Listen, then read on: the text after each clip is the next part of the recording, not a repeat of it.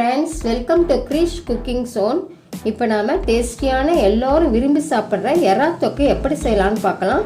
வாங்க வீடியோக்குள்ள போலாம். மறக்காம இந்த வீடியோவை ஸ்கிப் பண்ணாம கடைசி வரைக்கும் பாருங்க. நம்ம சேனலை சப்ஸ்கிரைப் பண்ணுங்க. முதல்ல பேன்ல தேவையான அளவு எண்ணெய் ஊத்திக்கோங்க. எண்ணெய் நிறைய இருந்தால் தான் எண்ணெய் பிரிஞ்சு வரப்ப டேஸ்ட் நல்லா இருக்கும். இப்போ ஆயில் சூடானதும் சோம்பு ஒரு ஸ்பூன், பிரிஞ்சி இலை 2 போட்டு நல்லா வதக்கிக்கோங்க. கட் பண்ணின பெரிய வெங்காயம் 3 சேர்த்துக்கோங்க. நீங்கள் வேணும்னா சின்ன வெங்காயம் சேர்த்துக்கலாம், ரொம்ப டேஸ்டியாக இருக்கும். பொன்னிறமாக வர அளவு வதக்கணும்.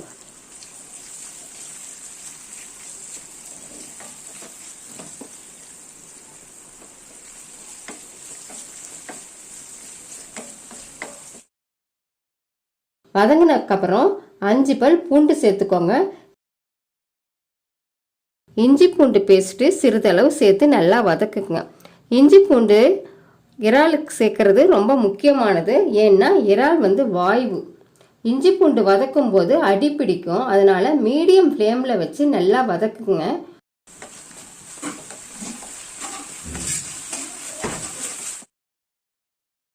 மூணு தக்காளியை சேர்த்துக்கோங்க. தக்காளி பச்சை வாசனை போகிற அளவு வதக்குங்க.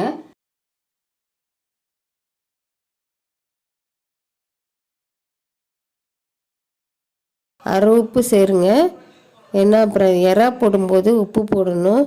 இப்போ தக்காளி வேகிறதுக்காக கொஞ்சோண்டு உப்பு போடுங்க. பச்சை மிளகாய் 1 சேர்த்துக்கோங்க. இப்போ பாருங்க, தக்காளி நல்லா வதங்கிடுச்சு. எவ்வளவு தூரம் வதக்குறீங்களோ அவ்வளவு டேஸ்டாக இருக்கும். 3 ஸ்பூன் மிளகாத்தூள், 2 ஸ்பூன் கரம் மசாலா தூள், மிளகுத்தூள் 1 ஸ்பூன், எல்லாத்தையும் போட்டு நல்லா சேர்த்து வதக்கணும்.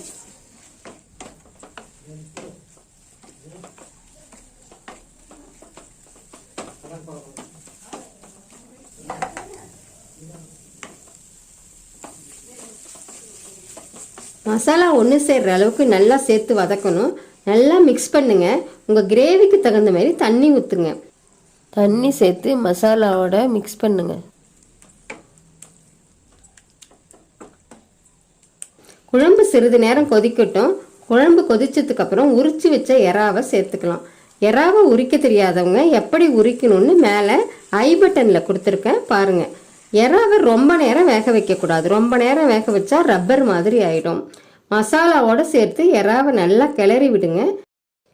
எறாவை தோல் உரிக்க தான் கஷ்டமாக இருக்கும். ஆனால் சமைச்சு சாப்பிட்டா ரொம்ப டேஸ்டாக இருக்கும்.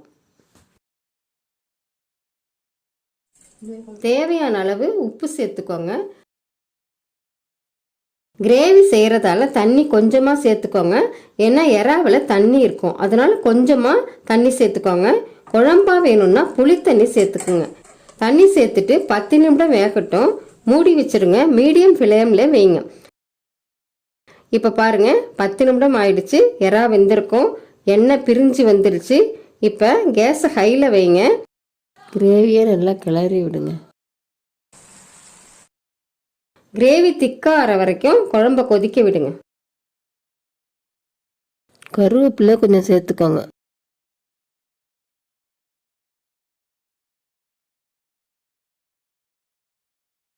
இந்த வீடியோ உங்களுக்கு பிடிச்சிருந்தா சப்ஸ்கிரைப் பண்ணி பக்கத்தில் உள்ள பெல் ஐக்கானை செலக்ட் பண்ணி ஆல்னு கிளிக் பண்ணுங்க.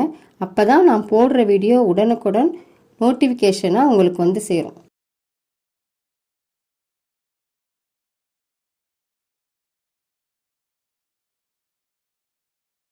மிகவும் அருமையான காரசாரமான எறா தொக்கு தயார். குழந்தைங்களும் நல்லா விரும்பி சாப்பிடுவாங்க. இது சாம்பார் சாதம், ரசம் சாதம், தயிர் சாதம் எல்லாத்துக்கும் சைட் டிஷ்ஷாக யூஸ் பண்ணிக்கலாம். இந்த எறா தொக்கு சாதத்தில் பிசைஞ்சு சாப்பிட்டா ரொம்ப டேஸ்ட்டாக இருக்கும். இந்த வீடியோ உங்களுக்கு பிடிச்சிருந்ததுன்னா லைக் பண்ணுங்கள், ஷேர் பண்ணுங்கள், சப்ஸ்கிரைப் பண்ணுங்கள். நன்றி, வணக்கம்.